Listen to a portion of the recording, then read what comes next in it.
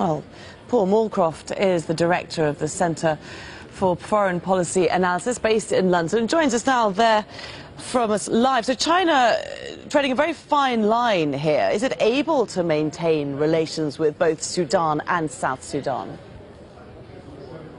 Well, it's in a unique position to try and stop this looming war. It could be a war by accident.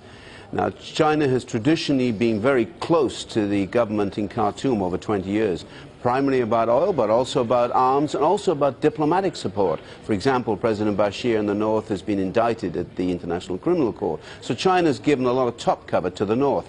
But China realizes that it also needs the south, because that's where most of the oil is, as your report has just said. So it's in a unique position. It's got unique influence in the north and quite a lot of influence in the south. It can bring these two countries together because this fighting is completely crazy. Most of the oil is in the south, the oil pipelines are in the north. They should work together, but it's getting more and more likely that there could be a regional war, and that China will suffer because of that. So China can do a great deal. But the question is, will it? Because, of course, it has a very strong history of not getting involved in other countries' domestic affairs.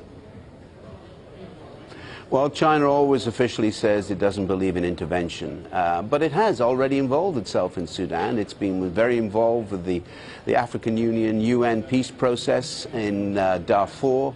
It's played a very important role in the economic and development, but its political influence is implicit. Now, it's interesting, the Americans have dealt themselves out of the game because of sanctions and so forth on the north. It has very little influence there, but it does have some influence in the south. So the ideal world would be if the Chinese and the Americans could work together. Meanwhile, the Chinese can perhaps say, we can help with the reconstruction because the recent fighting has destroyed Heglig. It's about 75% of oil production. It'll take years to get back online, and the south has turned its pipelines off. So it's going to cost a great deal of money. And who is going to invest in Sudan in terms of redeveloping and ensuring? And the only people who might take that risk, because they need the oil and have the power, is the Chinese. You mentioned the pipelines there. Of course, the Chinese already showing interest, may already be involved in this project by South Sudan to have a pipeline that goes around Sudan. But to what extent is that going to upset Khartoum? The alternative route is a bit of a myth. Technically it can be done, but because of the terrain, there's a lot of swamp. There's been a lot of feasibility studies done. It could take 3 to 5 years, and it would cost perhaps billions, more than billions, to develop alternative routes through down to the coast through Kenya. Now that would take a really long time, but at the moment, South Sudan has 98% of its income from oil, and it's stopped.